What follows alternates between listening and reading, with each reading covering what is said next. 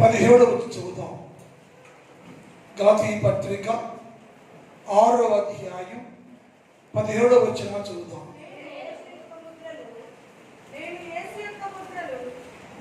చదవండి.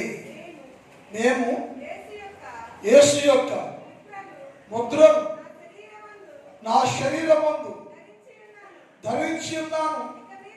ఇక మీదట ఎవడును నన్ను శ్రమ పెట్టవద్దు. ఈ వాక్యాన్ని వారమంతా ధ్యానం చేద్దాం. యేసుక్రీస్తు ప్రభుల వారు సర్వమానవాడి కొరకు లోకంలోనికి వచ్చి లోక పాపరిహార్థమై మనుషులందరూ రక్షణ పొంది శుద్ధీకరించబడి దేవుని రాజ్యానికి వారసులు కావాలని ప్రతి వ్యక్తి కోసం యేసు ప్రభుల వారు శిలువ వేయబడ్డారు అన్న దానికొని ఈ శిలువ ధ్యాన కూడిక. పౌలు గారు కూడా వ్యక్తిగతంగా శిలువను గౌరవిస్తున్నాడు. శిలువ నా జీవితానికి విలువరించింది, శిలువ లేకపోతే నేను లేను అని పౌలు భక్తుడు శిలువ యొక్క ప్రత్యేకతను వెలుగెత్తి చాటుచినట్లుగా ఈ వాక్యంలో ఉంది. ఈ వాక్యంలో ఏమేమిటి? ఆయన యేసు ప్రభుల వారు నా కొరకే శిలువ వేయబడ్డారు, నా కొరకే చనిపోయారు, నా కొరకు తిరిగి లేచారు, నా కోసమే ఈ శిలువ, నా కొరకే ఈ శ్రమ అని జ్ఞాపకం చేస్తూ అని ఏమంటే శిలువ వేయబడ్డ యేసుక్రీస్తు ప్రభు యొక్క శిలువ ముద్రను నా శరీరం మీద ధరించుకున్నాను. నేను శిలువ వేయబడిన యేసు క్రీస్తు ప్రభుల వారి యొక్క ముద్రలు నేను ధరించుకున్నాను అన్నాడు. ఎందుకయ్యా ధరించుకున్నావు? ధరించుకోవడం కారణం ఏంటి? అందరు కోట్ల మంది ఉండగా నీవే ఎందుకు ధరించుకున్నావు, కారణం ఏంటి అని పౌరు భక్తుడిని అడిగితే ఆయన ఏమంటే అంటే ఎలా ధరించుకున్నావే నువ్వు, ఎవరికి లేని భాగ్యం నీకు మాత్రం ఎలా వచ్చిందంటే నేను యేసుక్రీస్తు ప్రభుల వారి యొక్క శిలువ ముద్ర ధరించుకోవడానికి చాలా ప్రయాసపడ్డాను నేను అన్నాడు. ఏమిటయ్యా నీ ప్రయాసం? ఎందుకయ్యా నీ ప్రయాసం అంటే యేసు ప్రభుల వారు నా కోసమే చనిపోయారయ్యా, నా కోసమే శిలువ వేయబడ్డారయ్యా, నా కొరకే అన్నాడు. నిజమే పౌలు, ఎందుకు నీ శరీరంలో ముద్ర ఎలా వచ్చిందంటే ఎలా పొందుకున్నావా అంటే దాని చాలా విషయాలు ఆయన బయలుపరిచాడు. మొదటిగా అంటే నీ ఎలా పొందావా అంటే నేను శిలువ ముద్ర పొందుకోవటానికి ముందు నేను ఏం చేశాను అంటే నేను క్రీస్తుతో కూడా శిలువ వేయబడ్డాను అన్నాడు. ఊరిని రాలేదు కది శిలువ ముద్ర అనేది, ఊరిని రాలేదు నాకు. ఆ శిలువ ముద్రను పొందుకోవడానికి నేను ఏం చేశాను అంటే క్రీస్తు యేసుతో నేను కూడా శిలువ వేయబడ్డాను. నేను యేసు ప్రభుల వారు నన్ను ప్రేమించాడు, యేసు ప్రభుల వారు నా కొరకు శిలువ వేయబడ్డాడు, యేసు ప్రభుల వారు నా కొరకే చనిపోయాడు. ఆయన మరి నేను చనిపోవద్దు ఆయన కోసం, నేను చనిపోవద్దు ఆయన కొరకు, నా కొరకు చనిపోయిన యేసు ప్రభుని గౌరవించొద్దా? అంత గొప్ప త్యాగమూర్తిని వదిలేసేదా నేను? అలా కాదు.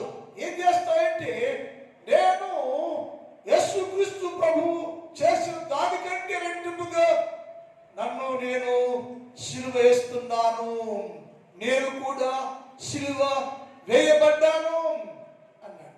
ఎక్కడ వేసావా?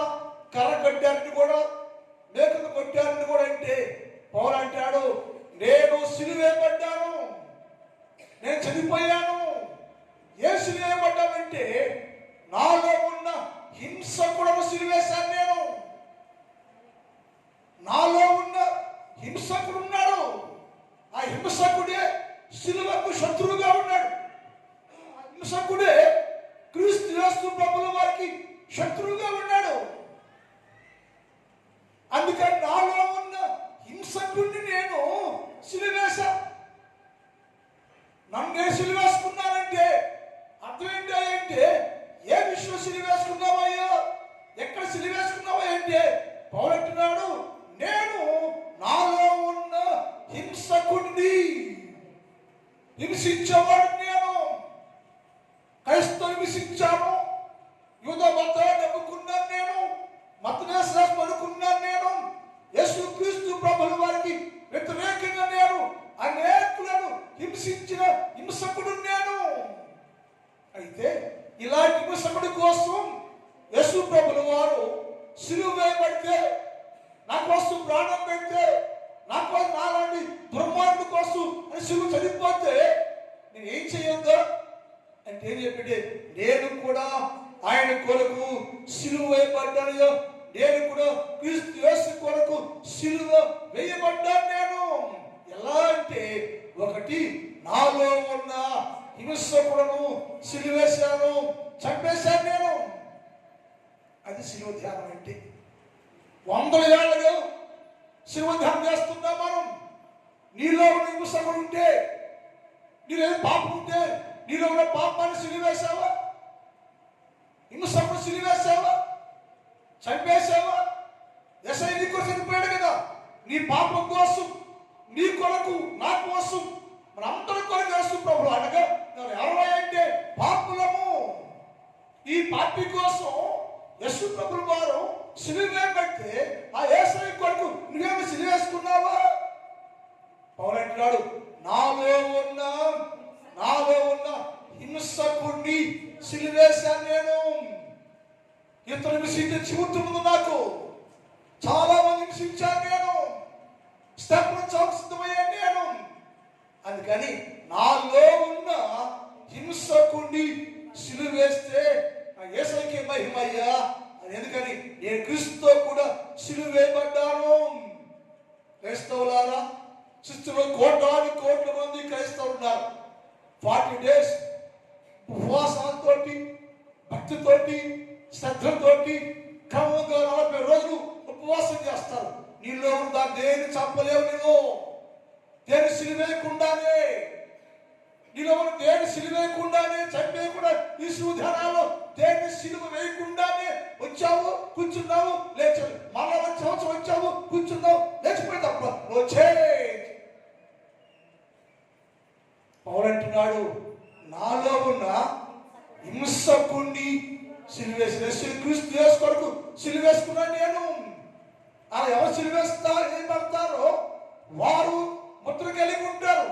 ఎందుకంటే ముద్ర ఏమిటంటే, ముద్ర వేయబడ్డ ముందు ఏం చేసావయ్య అంటే పౌలు అంటున్నాడు, నేను సిలువ వేయబడ్డాను, నేను కూడా క్రీస్తు యేసుతో సిలువ వేయబడ్డాను. ఏంటో సిలువ అంటే, ఒకటి నాలో ఉన్న హింసకుడిని సిలువ వేశాను అన్నాడు. రెండో చెప్పాడు, నాలో ఉన్న దోషకుడిని సిలువ వేశాను నేను. నాలో దోషకుడు ఉన్నాడయ్యా, ఆ దోషకుడే నన్ను చేయరాని కార్యాలు చేపించాడు. యూద మతమే గొప్పలు, అదే క్రైస్తవుని హతమార్చాను నేను.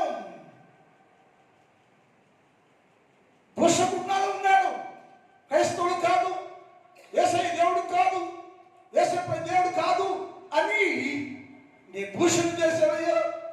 దోషకుడు నేను చేసిన దోషం చేస్తూ ఉంటే, ఈ దోషకుడి కోసం యేసుక్రీస్తు ప్రభుల వారు సిలువ వేయబడ్డాడు అని గ్రహించాలయ్యా.